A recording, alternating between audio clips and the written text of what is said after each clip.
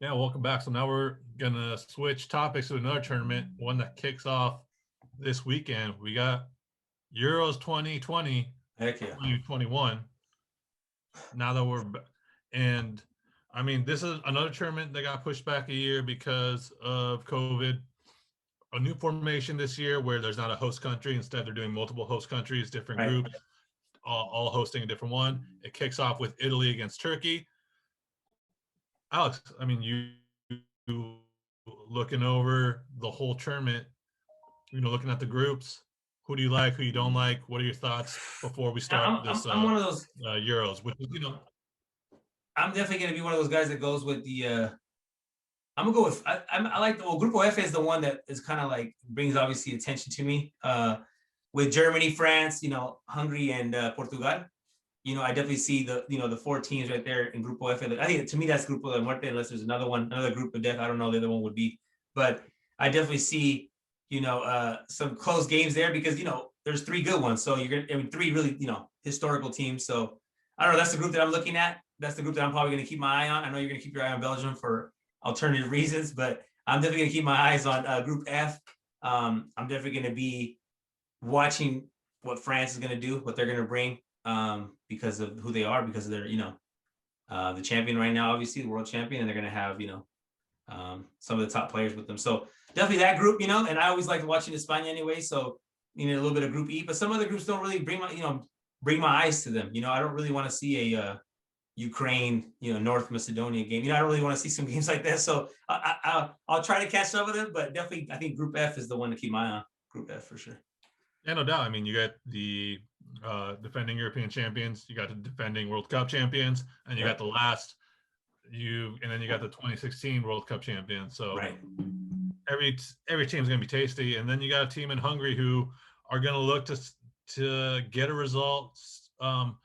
Put kind of like a wrench in the party. Remember, possibility of multiple three teams that finish third in groups. Oh, So okay. you have a teams that could just kind of that look for that one win and look to kind of to crash the party. I think for me, when I look at some of these teams, I think I see some teams who are kind of set up to maybe disappoint. Maybe not in the group stage, but I think maybe later in the stage. I think Spain's one of those teams. Spain not strike, the whole generation where they were 10 years ago, 8 years ago, gone. Mm-hmm. They're kind of cycling in new players now. But Yeah. I think, after that success of 08, 010, 12, you know, unfortunately for them, now that standard's set there, right? And now Right. everything's going to be Yeah, measured we to that expected to standard. run the show. And Yeah. that's what every team now in major tournaments is gonna be the barrier to. Can you reach? Can you don't have maybe you don't have to win every tournament, but can you be a semifinalist? Right, a finalist. Even Germany, a team that is constantly in finals, semifinals, battling for trophies. They didn't make this last World Cup. That was an anomaly for. They didn't make it out of the group stage of the last World Cup. That's an Right. anomaly for them. You know what I mean? Yeah. Like, can these now, like a team like Spain, can they kind of readjust what their standards are after success? Because they were out in the round 16 of the last World Cup too. So, what does this generation? What can they produce? What can they give us? And then I think the Netherlands are set up to have a bad Euros. They haven't been playing well the last year. I think Austria and Ukraine could frustrate them. I think Yeah, that I think I'm looking at the group. I think this is the year, man, where it's going to be like you could see some other teams in those last stages. Some other teams that we're not used to seeing. Maybe some older teams that it's going to be one of those surprises. I think you're not going to have any like running favorite, besides France, obviously. But I think it could be one of those toss-up years. It's those pandemic things. It's like everyone's been doing whatever.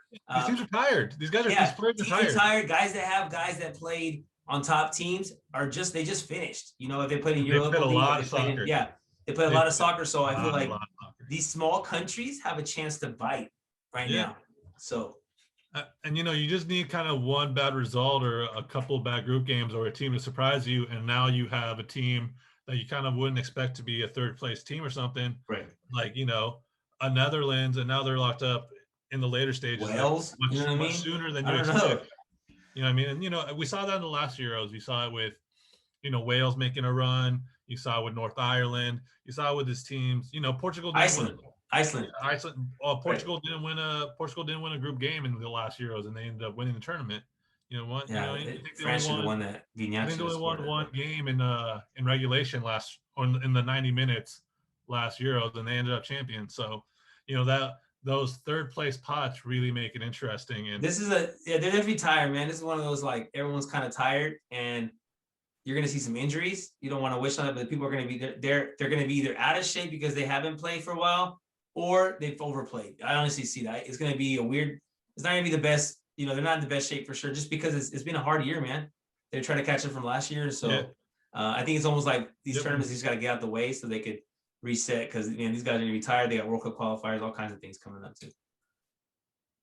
Yeah, like you said, it's almost going to be like a survival. Can you survive? Let's get through this. Let's move on. It's a lot. At the end of the day, these guys are still human. You know what I mean? It's a lot of miles they got put on last season, especially like you said, these players in these very high profile teams. They have not had a lot of rest. These schedules were very congested. And how many guys wouldn't rather have vacation right now in a summer that they can actually have off because we can go out, right? Because the pandemic is almost over. So last year everyone's cooped up, right? And this is the year where you can have some time off, you can be with your family, you can travel a little bit, go back home, and the guys have to go to this tournament, so it's like the thing of let's just get through it and not get injured, so for sure. It should be fun though. It should be great. It should be good. I like that they spiced it up. Like you said, they had we said earlier before the show, the different host cities. I think that's definitely a cool thing. That's something that CONCACAF should copy, and we should find a way. If you're going to do a Nations League, right, instead of doing the Copa Oro, like you do Copa Oro every time United States, right? You don't let it go around anymore like you used to. You used to let it go to Mexico, right? Well, then Nations League should be something that moves around too. Like give that off year to someone. We obviously know they're not going to do it because of the money, but I like how Europe is giving people an opportunity to host in this, different year for sure. Yeah, and it also helps because they're no longer putting so much pressure on a host country to on some of these cities who probably can't host something of that magnitude. Not every city can do that. So if you put them in these big capitals, you put them in Rome, you put them in London, you put them in Copenhagen, you put them in all these places for a week or so instead of just a couple of teams only. Yeah, that's cool. Yeah, I think smart idea. I like it. I think it's gonna be great. It kicks off with Italy, Turkey. I think Italy's kind of, I won't say a dark horse, but they're kind of like that next level below the Frances of the world, where they're because again, there's a team that didn't make the World Cup 3 years ago now, and they've have gone through this reconstruction kind of have been going under the radar because of that. This is their time now to show like, after this last World Cup, we looked at what we did as a federation and as a club or as a country, and we've changed, and we've put ourselves in a much better position now than we were when we didn't make a World Cup 3 years ago, to show you guys that we're serious. But I think that's a team that can be, a semifinals run for them is great. You know what I mean? Like they're not expected to win, but they're expected, they can compete. They're expected to compete. They're good enough to be there. They have history. You said they're not probably like the running favorites, but it's Italy, it is these countries, these countries that they're historic, man. Like they're going to bring, they could win because they have guys that play everywhere, and their league is obviously one of the top in the world. So yeah, man, I think there's going to be some cool games to watch. I can see a lot of ties in the group stages for sure. I'm like, I don't even want to watch these ties, but there's going to be some ties, a lot of ties for sure. Yeah, I can see it. I mean, for the first couple of days before we record again, we get Italy, Turkey kicking off in Rome. I like Italy. Who do you like? Italy. No, they're at home. Yeah. Turkey's good. Turkey's good though. Turkey's legit, but I'm going Italy. And then the next day, and then starting Saturdays when we get 3 games. Got to wake up nice and early with our coffee at 4 a.m.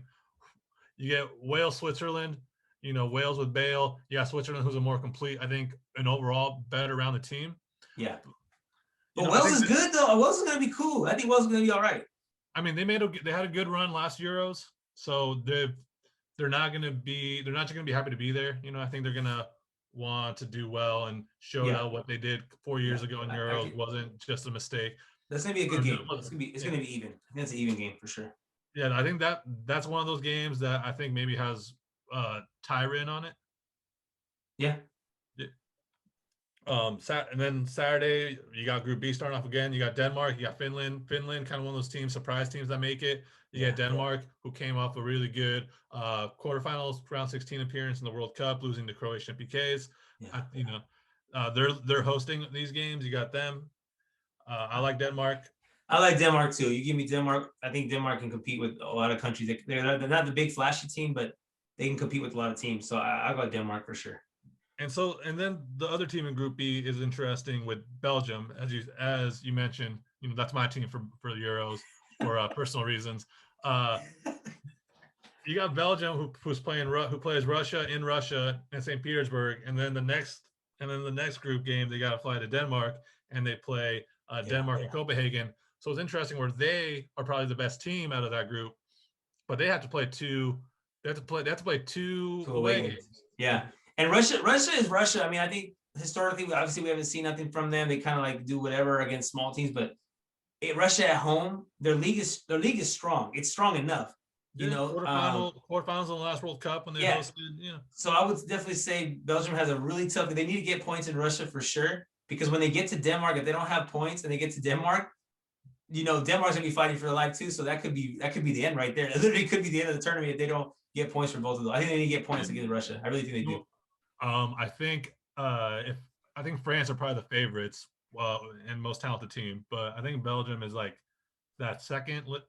Yeah, no, they got balls. And I think, there's no disrespect to Italy either, but I think Denmark or Belgium is just like one step above them and one step below France. Kind of. Yeah, I put them in that. I put them in that talented group, like you said. I think I put them with, not right now, not this time with Netherlands, like not how Netherlands has right now, but I definitely put them in that group with them where it's like they've never won a World Cup, but they have a bunch of players, that play on good teams. They've always been good enough. So I think a second tier team. I think they're definitely a second tier team.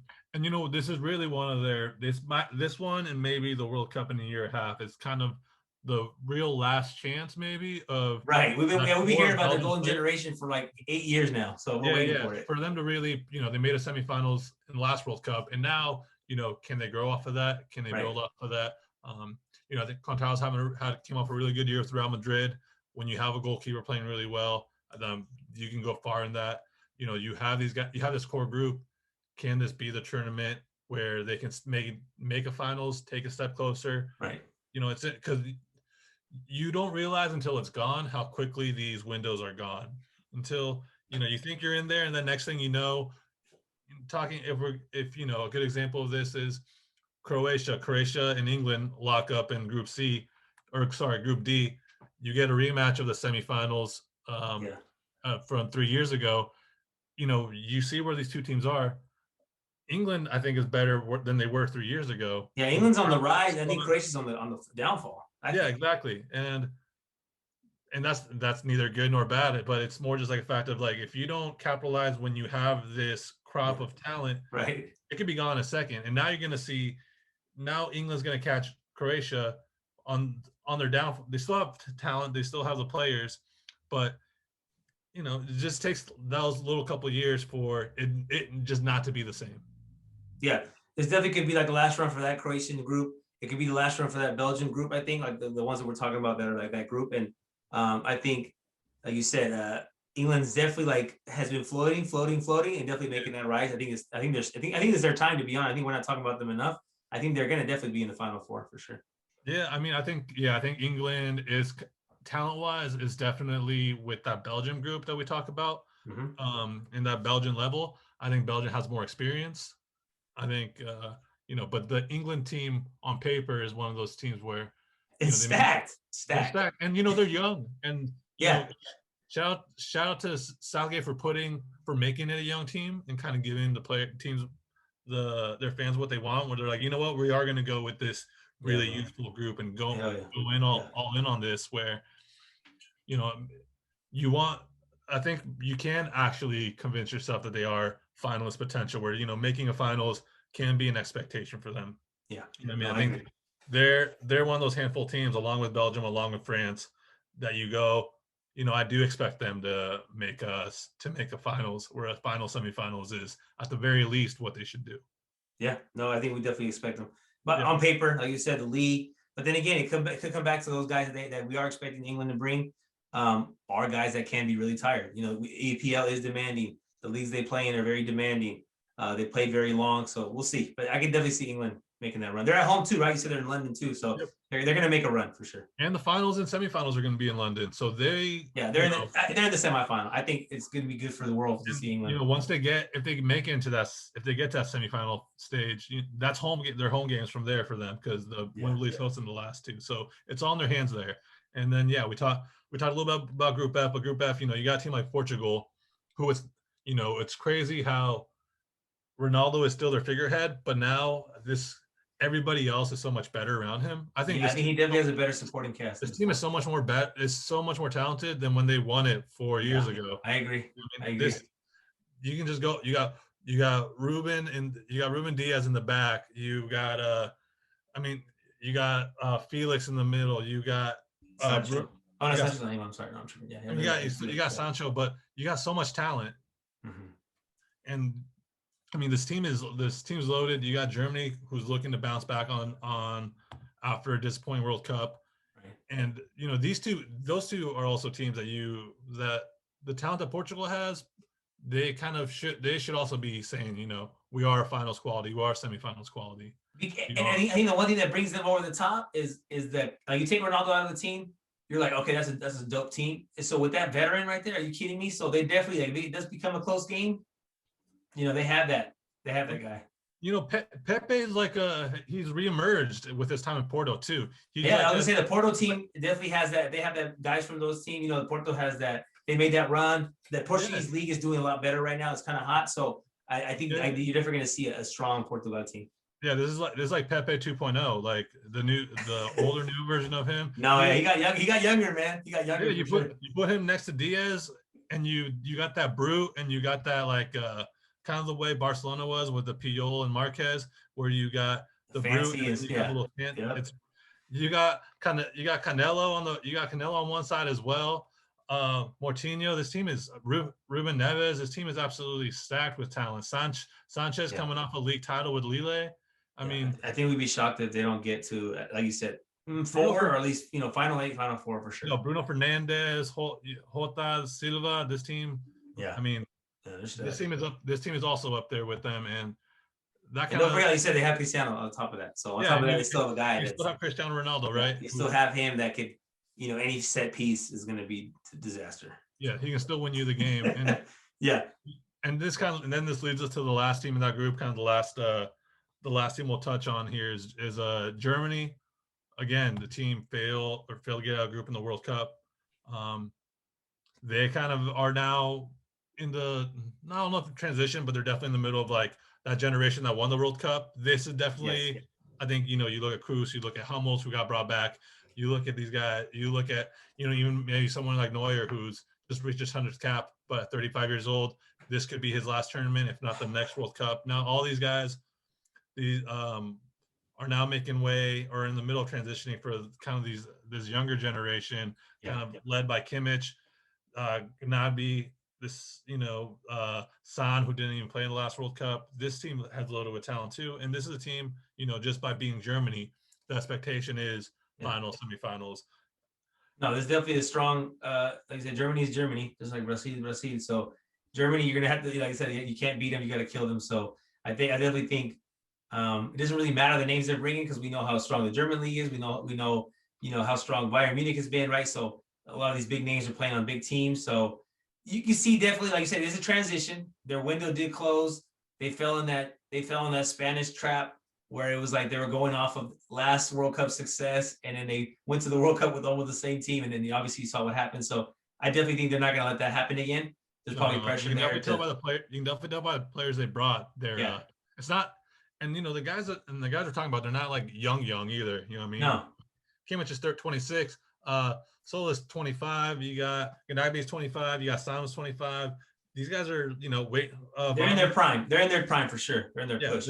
They're entering the early stage of their prime. I think, you know, a team with like England, I think, who probably have will go like slightly more younger. Right. This team, you know, when you combine them with like the Mullers, with the Kroos, with the Matt Hummels, with the Neuers, this team kind of almost like reloaded instead of Mhm. rebuilt. You know what I mean? They Gotcha. reloaded in a different way for this They're tournament. gonna come in strong. I can see that group sending 3 teams over, right? Like you say, you got to be the best Yeah, of 3. And then France, obviously, France is France. They're whatever they're doing it right. They got guys yeah, playing on top teams. They're not super flashy, but they got guys that are obviously top of the world. So, I can even see France not finishing first in that group, and that's fine. But I really do, I really do see 3 teams coming out of that group. yeah, man. I mean, France probably. I think if they have their druthers has the scariest front six. I think Benzema coming off an amazing year where he dragged Real Madrid to a Champions League semifinals, second place in the league. Coming up, returning for France for the first time in 5 years, he's going to be hungry. He's going to want have a point to prove, and it's almost like at that level, it's so easy sometimes to just kind of let your guard down, Yeah, especially after the amount of games these yeah. guys have been playing, the amount of soccer they've been playing. That, The that's fact that a right. lot of, That's definitely going to be one of the tired teams for sure. We talked about that's definitely well, one of the like teams going the to be tired. fact that and a lot of these guys are coming off winning the World Cup a couple years ago. You wouldn't be surprised if there might not be at the same level they were at the World Cup. But then when someone like Benzema comes in, who's at the level as everybody else, but hasn't been there in 5 years, he's kind of can almost give that team the hunger again. And you see him with that energy to being Right. back with France, having something to prove, and all of a sudden, Pogba's ears poke up a little bit. You know what I mean? You got Dembele, you got all these guys all of a sudden, Mbappe, and these guys are, he can almost like reunite them a little bit if they need it because he's been gone for so long and he's at Mhm. that quality that he can challenge them and kind of step in right away and be a leader. Where I think if maybe with the group they would be set up to maybe have a lull, it won't happen. Yeah. Yeah. Yeah. No, it's going to be a tough game. It could be a tough matchups for them, but I definitely see them. If they're close games, I can see France pulling them out. I think they could be tired, but I think we expect them to be in the final. I think we expect them to be in the final, not even top 4. I think we expect France to be in the final for sure. Yeah, I think so. I think from what we talked about, we got we talk about top 5. Honorable mention Italy, honorable mention Germany maybe, but in Germany top 5, you got Portugal top 5, but I think England. we both got France 1. Yep. We got France 1. I think I got Belgium 2nd. Yeah. I like I like it. I like England. I like England. Actually, no, I like Portugal 3rd, England 4, Germany 5. Those are kind of my top 5s for what I see entering this tournament. You got Italy out there looking in, I think, who can make a run. You got Croatia, maybe they got one more run in them. And then, I think Spain might be the disappointment of the tournament. I don't see anything coming out of Group E. Group E is one of those. Is not. I don't see anything coming out of that. Yeah. That's I mean, me. Portugal, you got Lewandowski. How much can Right. he carry? But yeah, I mean, I'm with you on that. So, that's kind of those are our thoughts on the Yeah, about the Euro. we'll see how We'll Euros are see. gonna go. I'm gonna be excited to watch those for sure. Yeah, There's a and lot of then soccer, man. I'm gonna have to get a new uh, TV package or something to watch all these games. that's right. I got my dogs. We'll be making predictions, so keep an Oh eye out for that. yeah. I Oh got my yeah. dog. You know, both of them picked USA to win, so they're on a hot streak. They're 1-0. Okay. Yeah. They made their choices for the kickoff tomorrow. They both got Italy. Okay. So yeah. No, So I mean, we'll be following that for sure. yeah. So I mean, watch out for they're predicting every game. Watch out for them. These guys are, yeah. They start off hot. But yeah, that's our Euro prediction. We'll come right back. We'll talk a little Copa America, and we'll come back a little 50-50 as well. All right.